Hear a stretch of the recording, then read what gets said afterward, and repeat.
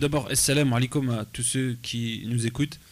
Alors, pour introduire les choses, effectivement, c'est donc chez les chrétiens bientôt la naissance, la fête de la naissance de Jésus. Et ce qu'on voulait faire remarquer, c'était que dans les textes musulmans, dans la tradition islamique, il est fait référence d'une chose qui n'est pas forcément connue et qui est très intéressante. C'est la chose suivante, c'est que lors de l'ascension nocturne de l'Isra ou le Mi'raj du prophète Mohammed, sur lui la grâce et la paix, eh bien l'ange Gabriel est venu le voir en lui demandant d'aller prier deux unités de prière, deux rak'at, à un endroit précis. Donc c'est ce que le prophète a fait. Donc il a prié. Et puis l'ange Gabriel lui a demandé la chose suivante. Il lui a dit: sais-tu où viens-tu de prier à cet instant? Et le prophète a dit non. Et l'ange Gabriel lui a répondu: tu viens de prier à l'endroit même où Jésus est né, à Bethléem. Donc en fait, ce qui montre que le prophète Mohammed, sur la grâce et la paix, a en quelque sorte commémoré, avait un certain respect vis-à-vis de la naissance de Jésus. Et nous, en tant que musulmans, donc, nous avons aussi un très grand respect, une vénération. Nous suivons en fait les pas, le chemin de tous les prophètes, en l'occurrence le prophète Mohammed, et aussi de celui de Jésus qui vient justement juste après le prophète Mohammed. Juste avant. Qui vient voilà, c'est-à-dire que le prophète a dit que celui qui est le plus proche de moi, c'est Jésus. Donc il dit que après lui, le prophète le plus, j'ai envie de dire, élevé vis-à-vis de Dieu, c'est Jésus. D'accord. Donc voilà, est-ce qu'on peut parler un petit peu parce que Jésus, on sait tous, sur lui la paix, il est arrivé il y a 2000 ans, un peu plus de 2000 ans. Donc est-ce que vous pouvez un petit peu nous décrire le contexte de l'époque lors de son arrivée? Donc, j'ai presque envie de dire un petit peu avant son arrivée. D'accord, donc il y a à peu près 2000 ans, on va dire, ça se passe donc vers la Palestine, ce qu'on appelait la Syrie. Et à cette époque-là, les enfants d'Israël, les bénis Israël, étaient très bien traités par, c'était les Grecs qui dominaient la région à cette époque. Et de même, les habitants de Jérusalem adoraient Dieu, lui rendaient un culte dans un endroit qu'on appelle au temple. Et donc au temple, il y avait, donc on comptait entre 4000 et 5000 serviteurs qui adoraient Dieu en permanence, en jeûnant le jour et en priant la nuit. Et on disait de ces gens-là qu'ils étaient consacrés. On consacrait les enfants, un enfant sur deux en général, au temple dans lequel ils ne sortaient jamais. Et le but étant de prier Dieu matin et soir. Ça fait référence à une parole que Dieu a révélée à Moïse, qui lui dit que la chose que j'aime le plus, c'est de voir des jeunes m'invoquer, prier, etc. Donc en fait, c'est ce qui se passait à l'époque. On consacrait les gens, et les Grecs étaient très compatissants envers donc les enfants d'Israël, et donc ils pratiquaient leur culte tranquillement. D'accord, très bien. Alors justement, cette tradition de consacrer donc d'enfants qui étaient destinés à adorer Dieu, donc cette tradition, d'où est-ce qu'elle venait? Est-ce qu'on a un petit peu des traces par rapport à ça? Salam alaikum à tous nos auditeurs et auditrices. Donc la tradition, Hicham il l'avait dit rapidement, en fait elle vient du prophète Moïse. C'est parce que Dieu lui avait révélé j'aime pour mes serviteurs des jeunes gens sans péché. Et à partir de là, la coutume voulait que si c'était un fils qui naissait, on le consacrait au temple. Et concernant la mère, elle allaitait l'enfant jusqu'à ses 5 ans, et après elle le donnait définitivement au temple. Et ça concernait un enfant mâle sur deux. C'était une coutume qui venait à la base de Moïse. D'accord, très bien. Alors justement, donc là on se situe un petit peu avant l'arrivée de Jésus donc sur terre, donc justement avec son message. Mais à l'époque, donc parmi tous ces adorateurs, est-ce qu'il y en avait un en particulier qui était on va dire le guide? Bien sûr, effectivement, le guide du temple, c'était Zacharie, et Dieu lui avait donné le don de prophétie. Donc les gens l'acceptaient en tant que prophète. Et d'ailleurs, Zacharie était un descendant du prophète Salomon, sur lui la paix. Donc une descendance prophétique. Effectivement, donc Salomon, c'est un prophète, fils de David, qui est également un prophète. Donc c'est la lignée des prophètes des Banu Israël, c'est-à-dire des fils d'Israël. D'accord, très bien. Peut-être. Alors Zacharie, on va peut-être s'attarder un petit peu sur lui. Donc il avait sûrement de la famille.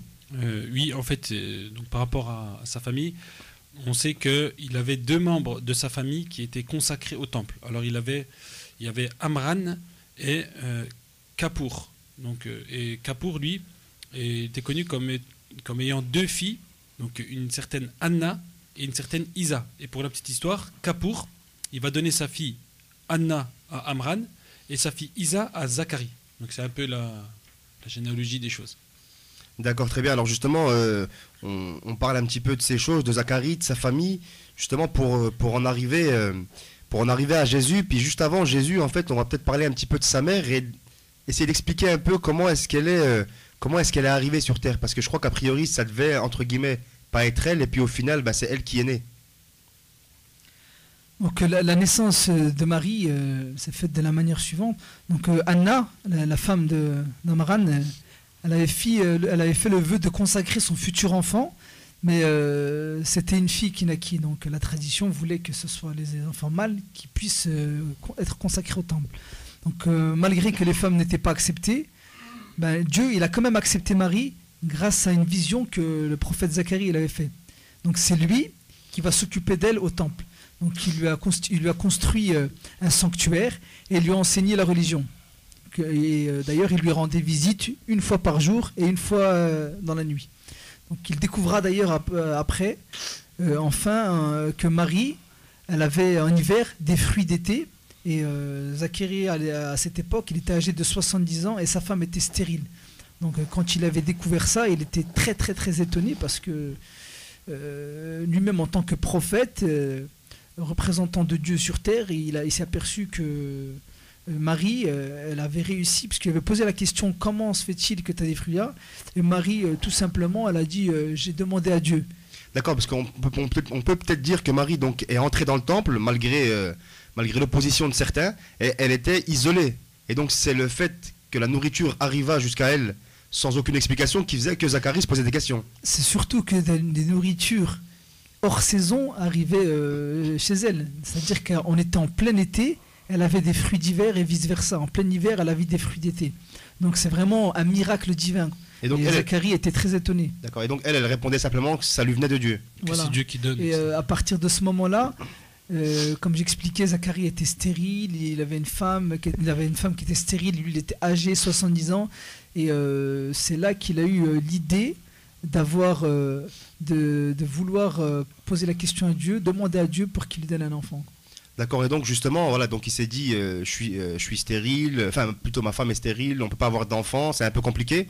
Et donc quand il a vu le miracle avec Marie, il s'est dit que peut-être que là, il pourrait avoir un enfant. Et donc la réponse c'est quoi? Il a pu avoir un enfant ou... Exactement, donc Zacharie, lui, quand même, on va le dire, il était très âgé, et sa femme est stérile, et il avait peur parce qu'il n'avait pas de successeur. Parce que tout prophète a un successeur qui permet de faire perdurer le message, et donc de protéger donc, le message divin, et pour pas qu'il ne tombe aux mains de gens malveillants. Donc en fait, là, à ce moment-là, il va avoir l'idée, en voyant le miracle de Marie, sur elle la paix, de se tourner vers Dieu et de lui demander un enfant. Et donc la sourate 19, Marie, nous raconte ce fait-là au tout départ, et effectivement, ça va se concrétiser par la suite par la naissance d'un fils qui s'appelle Yahya. Et c'est l'ange Gabriel qui va lui annoncer cette naissance. Yahya, qui d'ailleurs vient de l'arabe, qui veut dire la vie. C'est-à-dire que, parce qu'à partir de la mort, Dieu a créé de la vie, quoi, finalement. Donc Yahya, c'est la première personne à s'être appelée comme ça. Donc en fait, Yahya, et ce qu'il faut savoir entre parenthèses, à ce moment-là, eh bien, il faut savoir que 6 mois, ou selon certains 3 ans plus tard, eh bien, Jésus va naître. Grâce à donc, l'intervention de l'ange Gabriel, on aura l'occasion d'y revenir la semaine prochaine, mais tout d'abord, il va y avoir donc Yahya, Jean, qui va venir au monde, qui va finalement, lui, il va avoir pour objectif de préparer donc, la venue de Jésus. Et justement, on était en train d'expliquer que Jean, donc Yahya en arabe, est né donc un petit peu avant Jésus, et il avait pour mission de préparer la venue de Jésus. Donc justement, on arrive au moment où Jésus, donc, Jésus arrive. Donc est-ce qu'on peut brièvement parler un petit peu de sa naissance, et puis parler de lui et sa mère, et du fait peut-être qu'ils étaient un petit peu en danger, je crois, parce qu'il y avait une annonce qui avait été faite d'un nouveau messager qui viendrait apporter un nouveau livre. Oui, effectivement, la naissance miraculeuse de Jésus a bouleversé les prêtres du temple et la population de Jérusalem à l'époque. Parce qu'il faut savoir, tout le monde sait que Marie, la mère de Jésus, Marie la Vierge, la Sainte Marie, elle a enfanté Jésus sans copuler avec un homme. Donc c'est Gabriel, l'ange Gabriel, qui a insufflé en elle le souffle divin et ça a donné la grossesse et ensuite la naissance miraculeuse de Jésus. Donc à partir de là, les gens ont accusé Marie d'adultère et donc ils ne comprenaient pas que Marie est tombée enceinte, donc ils ne croyaient pas en ce miracle. Ils n'ont pas cru au miracle. D'ailleurs, Dieu, pour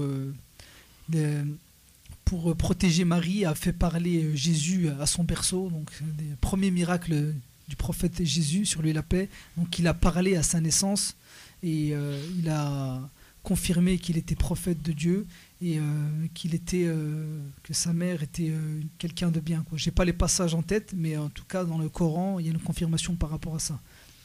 Donc concrètement, bien sûr, après, Marie était en danger parce que les enfants d'Israël, ils avaient accusé Marie et Zacharie d'adultère. Donc ils ne comprenaient pas et ne croyaient pas en la naissance miraculeuse de Jésus.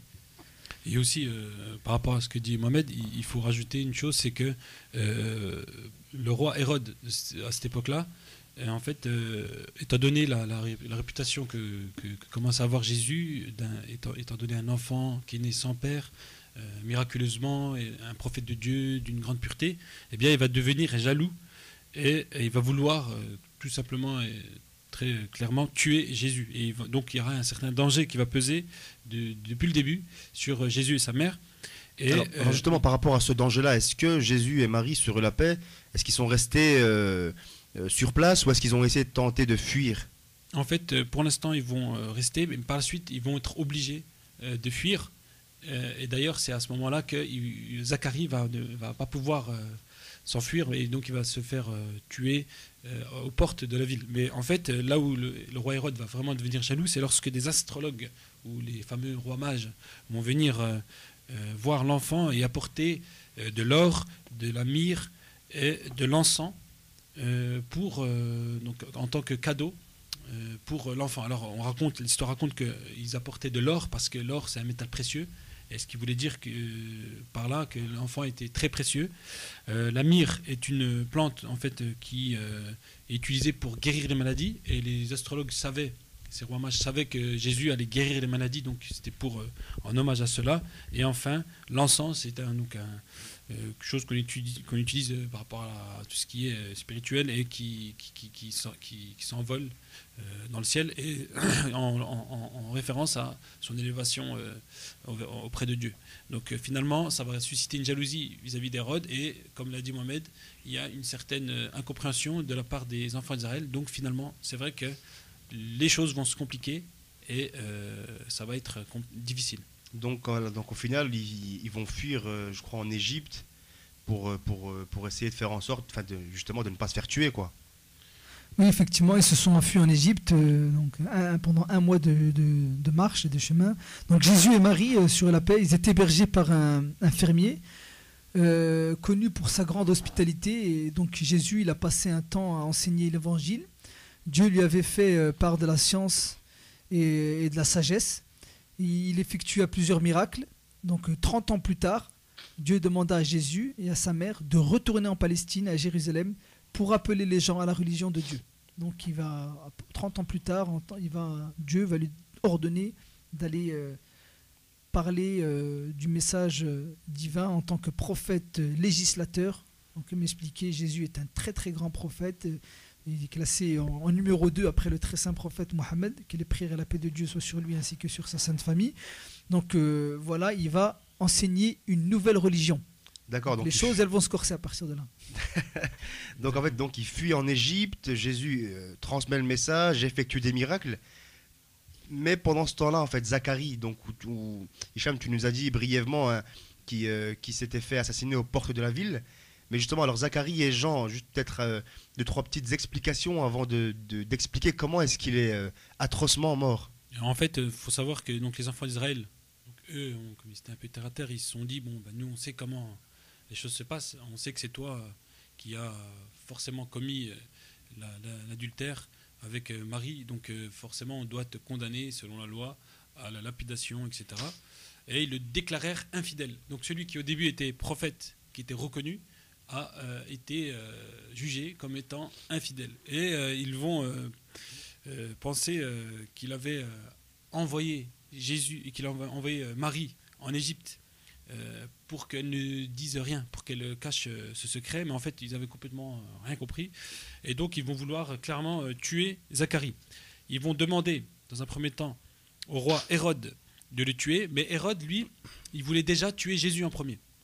Et là, Zacharie, il va s'enfuir vers la Syrie pour rejoindre Marie, qui était poursuivie par ces Israélites. Et à la porte de la ville, donc à la porte de Jérusalem, il y avait un arbre creux, donc il va se cacher dedans, et l'histoire raconte qu'il va être tué à la hache. Donc, il était caché dans l'arbre et il va être tué à la hache. Donc c'est un prophète qui a été tué malheureusement par les enfants d'Israël. Et donc quant à Jean, Yahya, lui, il va rester caché jusqu'à la mort d'Hérode, et après il va devenir prophète à 30 ans, et il va appeler les gens, les hommes, à la voix de Jésus, et il va être le premier à croire en lui, et il va être vraiment celui qui va l'accompagner toute sa vie. D'accord, très bien. Donc on voit la fin atroce de Zacharie, sur lui la paix. Alors, donc maintenant, j'ai envie de dire, la main est passée à Jésus. Alors, comment est-ce que s'est passée la mission prophétique de Jésus au sein du peuple? Donc, la particularité du prophète Jésus, c'est qu'il effectuait beaucoup de miracles. C'est ce qui a fait que les gens étaient très étonnés. Donc, certains l'ont pris pour Dieu, d'autres l'ont dénigré en disant que c'était un fou, un magicien, un devin. Donc il faisait beaucoup de miracles, il ressuscitait les morts, il guérissait l'aveugle né, il faisait énormément de miracles, et d'ailleurs ses apôtres, ses compagnons l'ont suivi par rapport à ça, et ils ont reconnu en lui le prophète de Dieu. Donc il apporta l'évangile, donc il montrait donc à travers ces miracles des signes. C'était des signes pour les gens, pour qu'ils puissent le suivre en tant que prophète et messager de Dieu. Ouais, peut-être une chose à rajouter, Hicham. Voilà, quelque chose dans le contexte qui est très important, c'est que à cette époque-là, au temps de Jésus, il faut savoir que la médecine était très développée, que les médecins étaient supérieurs aux médecins d'aujourd'hui, il ne faut pas se cacher, et qu'ils arrivaient à guérir des maladies telles que la cécité, le fait d'être aveugle, mais pas les aveugles-nés. Mais quand on devenait aveugle, ils arrivaient à faire retrouver la vue à la personne. Ils étaient très forts dans le domaine de la médecine. Et c'est pour cela que Jésus va faire des miracles, va guérir les lépreux, va même ressusciter les morts. Donc il vient avec un miracle plus grand que leur médecine. Plus grand que ce qui se passe à l'époque. Donc à chaque fois qu'un prophète est envoyé, il vient avec quelque chose qui concurrence finalement ce qui se fait à l'époque en question. Et donc en l'occurrence, par rapport à Jésus, il s'agissait de la médecine. Et donc lui, il va faire un certain nombre de miracles, et il va même ressusciter les morts. D'accord, alors on arrive